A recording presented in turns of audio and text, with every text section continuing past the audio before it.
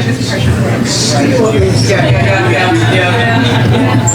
mean, it's early, but right. Yeah. Good morning, everyone. How are you? Good to see you. Hi, everyone. I'm Jason Trennert. I'm the managing partner at Strategas Research Partners here in New York. And for those of you who may not have heard of it, it wouldn't be surprising if you hadn't heard of it, but we're a small firm of about 54 people with offices in New York, Washington, D.C., and Columbus, Ohio. We're a research firm that's primarily focused on macroeconomic research. So we focus on investment strategy, economics, fixed income strategy, technical analysis, the whole thing. And I know you're very familiar with one of my partners and our chief economist, Don Rissmuller, who's on your board. It's been a great honor to be associated with the Global Interdependence Center over the last several years. We've learned a lot, and it's been really, again, a great honor for us to support the organization, and I thank you for supporting it as well. It's doing great work at a time at which, of course, most of us need as much help as we can get. I grew up in a very kind of middle-class background, and really no one had any portfolios to speak of, as near as I could tell. And the one guy on the block that had some money, he would just have it in municipal bonds, and he would talk about it a little bit like the way they would talk about plastics in The Graduate. You know, it's kind of in very hushed tones, you know, Munis, and that was it. Obviously, municipal bonds have been a big part of people's portfolios for a long time. As near as I can tell, I don't think it's urban legend, municipal bonds in many ways were responsible for the AMT, as you may know, because they were a relatively small group of extraordinarily wealthy individuals that were largely just putting their money in municipal bonds, and of course it was driving the politicians crazy because they couldn't get access to they figured they should share it, and so that started the AMT in the 60s. Who knew that municipals could offer as much drama as some of the other securities that are out there, and certainly today we're going to talk about some of that drama, whether it's Detroit or Chicago or Puerto Rico. I've looked at the speaker list, and it really is extraordinarily impressive. I did see one, David, exclusion though from the speaker list, and that was Meredith Whitney. I don't know if was she not invited, or was she? I don't recognize it. You don't recognize the name. Well, Meredith is actually a friend of mine, but I think she's, I don't know where she is right now. I think she's in Bermuda or something. I don't know, she's cooking something up. But in any event, without further ado, let me thank you again for being here. It's a great honor to support this organization, and it's my great honor to introduce its godfather, if you will, David Kotok, a fellow palindrome, I might add. So thank you.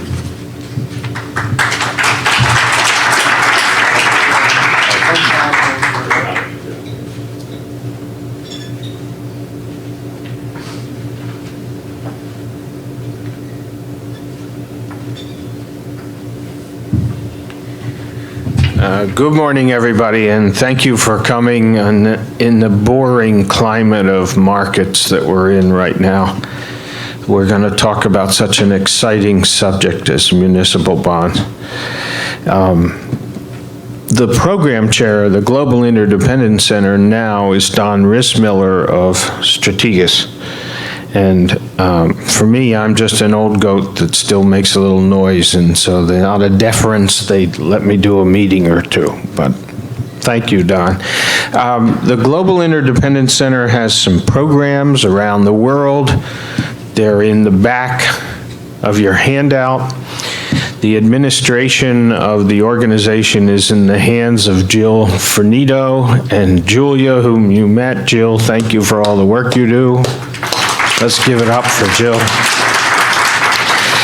And there are a few board members and members of GIC who are active, and I would just ask all of you to raise your hand so that others see you. There are board members in the room and members of GIC and sponsors of GIC. Barry, you're one of them. You, Barry, you can say so. That's right. Thank you for your support. We're in an interesting world. And why would the Global Interdependence Center have another conference about municipal debt when the long-term, very high-grade municipal bond trades at 130% of the Treasury, and when a little firm like Cumberland with a few billion in the muni space has several foreign clients who come to us and say, you guys know muni credit, and we would rather have you manage a sleeve in US dollar denominated high-grade debt at a credit standard of AA or AAA issued by state and local governments in the United States, rather than own long-term treasuries at 210, 220 on the 10-year, or 280 or 290 on the 30-year. We'll take the 4 you get, and you Americans are all crazy because you pay taxes. And someday you'll realize that, and therefore we can take the tax arbitrage and build it into a cushion for our bond portfolio if, as, and when interest rates rise by the year 2050 or maybe sooner. Munis become global,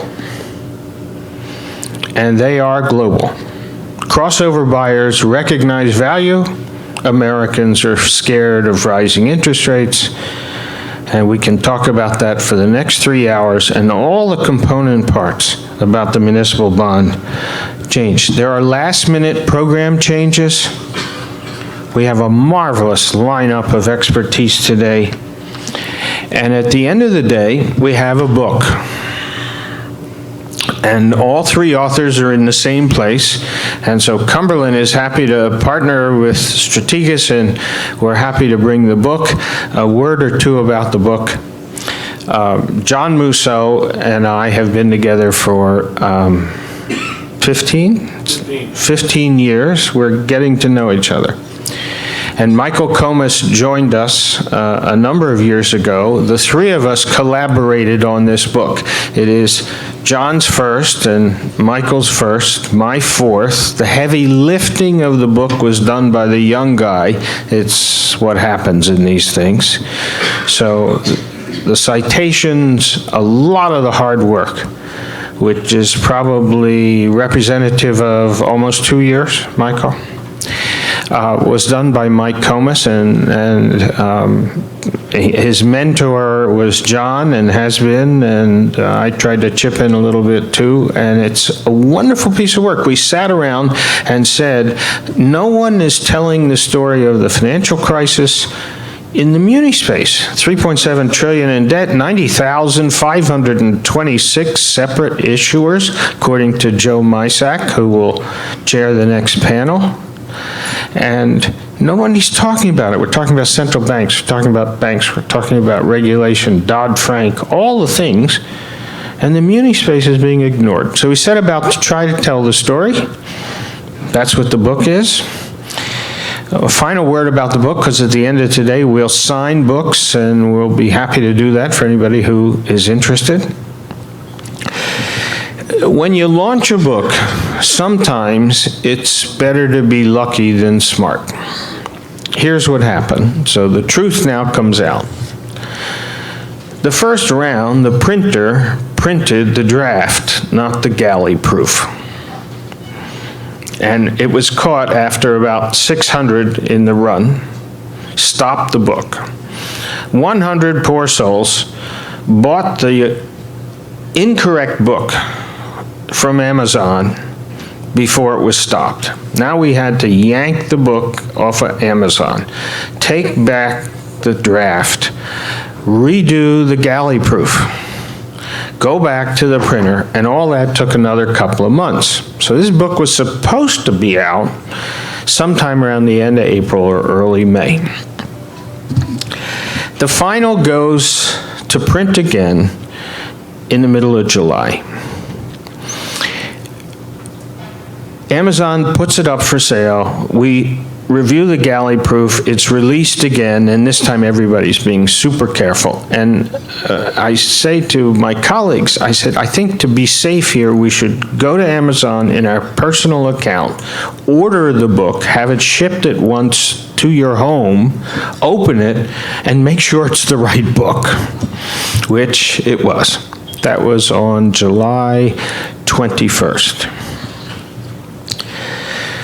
The book starts to get out. Distribution hasn't really begun. It's the end of July, and on August the 1st, I happen to be scheduled long in advance, no planning, with Larry Kudlow's morning show on Saturday mornings, which is syndicated on 350 radio stations. On August the 1st at 8:30 in the morning, when half of Wall Street and all the financial services were sleeping, since it was a Saturday morning, Reuters puts out at 8:30 in the morning the release, and it says Puerto Rico has defaulted on an appropriation bond. It was the first actual non-payment. If you examined it, you could see it coming. But the actual default happened on August 1st. So I email at 9 o'clock in the morning, Larry Kudlow's producer, and I said, I don't know if you saw this, but this is what happened today. We're due to spend a half hour at 11:30 this morning. The book is up on Amazon. I send her the link, and I send her the cover, and I said, if Larry's interested in the subject, maybe we could talk about it for a minute or two on the show. Kudlow's an old friend. We've known each other for 30-some years. So at 11:30, Larry throws a softball. He says, David, Puerto Rico defaulted this morning, and you have a new book about it. What's it about? If you ever got a question in an interview, it's one like that. The end result is this. We spent 15 minutes on the book and on Puerto Rico, and Mike and John had, and others who help us in the shop had updated the chapter without changing the size. So if you look at the Puerto Rico chapter and you think back and you say, gee, this book came out in July, and on the 1st of August, Puerto Rico defaulted. And they talked about that was coming. On the next day, this book became the #1 hot release bestseller in the business section of Amazon, and it has been there since. We have had 6 weeks on the bestseller list, 4 or 5 of them #1. So if you want to launch a book, plan it right before somebody defaults and talk about the default, which is an accident. People say, how did you know Puerto Rico was going to default the day after your book was finally released? And the answer is, we're not going to tell you. It's as simple as that. So we have a great morning. We're going to talk about Munis. We're going to take them apart. We have our first panel. Joe, you want to bring up your first panel, and we'll bring up the first panel, and Joe will introduce our wonderful panelists, and we'll have a great discussion as we get going for the morning. Joe Mysak of Bloomberg. He's a youngster in the Muni world. This is his second day on the job. And on the first day, he actually did an analysis for Everett McKinley's Muni portfolio. Joe Mysak of Bloomberg. You introduce the panel, okay?